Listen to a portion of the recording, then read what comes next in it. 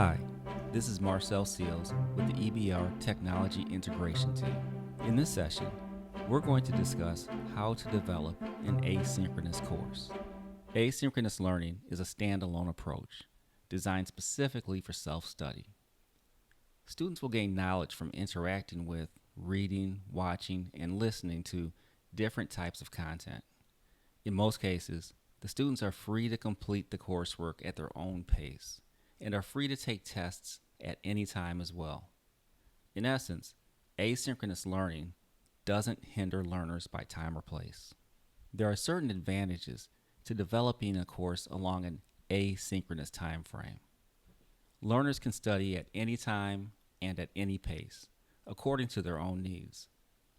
Students have the ability to go back to pieces they need to brush up on. And there is also the opportunity to review outside resources to aid instruction. Some disadvantages to using an asynchronous time frame include limited access to an instructor and/or getting answers in real time.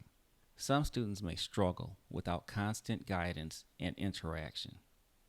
And not all instruction is best suited for self-paced learning.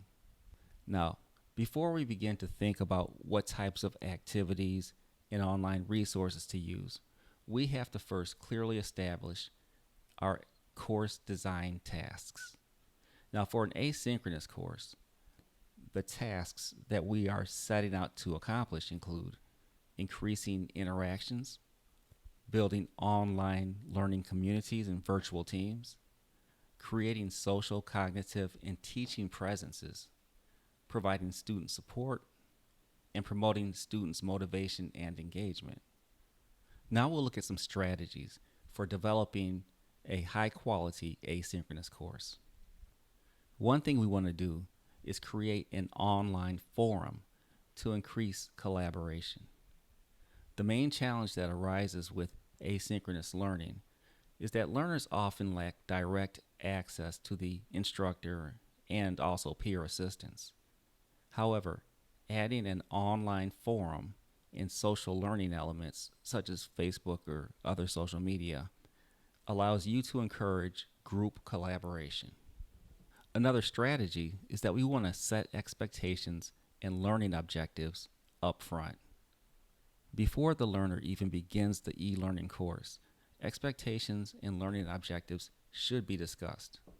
It is essential to keep the e-learning course up to date and to remain consistent with communications. Include communication methods in the e-learning course outline so that learners know how to reach the online facilitator should they run into a problem, and set expectations for when they will receive a reply. We want to allow students to discuss with each other and interact. Blogs are an invaluable tool if you are taking an asynchronous learning approach. They give learners a place to address any questions or concerns they may have, and offer online facilitators the ability to interact with learners and share important updates. Include interactive elements for increased engagement. Including podcasts, videos, and audio presentations can enable you to design asynchronous learning courses that are exciting, engaging, and informative. We'll now discuss how to structure our asynchronous course. One essential thing that we want to do is create modules and assignments within those modules. Structure your course into units or modules. Typically, a module is 1 or 2 weeks. Design each module with an overall goal. Include 1 or 2 learning objectives that relate to the overall goal, and a list of readings and activities. Start each module with an overview, that is, what students can expect to do in this unit.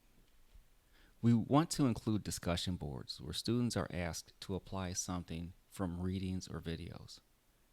Clearly define the discussion expectations regarding length, content, responses to other, and quality of posts. Let students know that you want them to ask questions or discuss viewpoints where they do not agree with each other by adding evidence or some sort of rationale. Other assignments might include group work in which student teams create or apply knowledge from previous modules. An important part of our course structure is the heavy use of rubrics. We want to design rubrics for each assignment to help your students know what's expected and what you will be considering as you grade their work. Another important part of our structure is student engagement. We want to give students the feeling that we are there through an online social presence. This can be done in different ways. Add short video messages in some modules and upload slides with recorded audio or video. We'll now look at some free online tools for asynchronous course development. EduCreations is an online tool that allows us to simply record our voice in iPad screen to create dynamic video lessons that our students and colleagues can access at any time. With Storyboard, you can create interactive and artistic books online through a simple and easy-to-use interface. With Edpuzzle, we can choose a video and create a series of questions that our students must answer online. Pocket allows us to save articles, video, and stories from any publication, page, or app all in one place. Rather than us place all sorts of resources in different areas on our content management system, we can simply have one link with all the information for a lesson or even a unit. The Formative Application allows teachers to create formative assessments that students can complete at their own pace and submit on their own device. Animoto gives students the ability to make short 30-second videos to share what they've learned in a lesson. PeerGrade is an application that allows students to upload work and anonymously receive peer work to review in accordance with a given rubric. With Quizlet, we can create flashcards, tests, quizzes, and study games that are engaging and accessible online. Verso is an app that allows teachers to set up learning using a URL. Space is provided for directions. Students download the app and import their responses to the assignment. They can then post their comments and respond to the comments of others. The teachers can group responses and check engagement levels. We'll now take a look at some best practices for asynchronous course design. One thing we want to do is create a dynamic agenda. Just like in a classroom, we want to think about creating engaging learning experiences for students.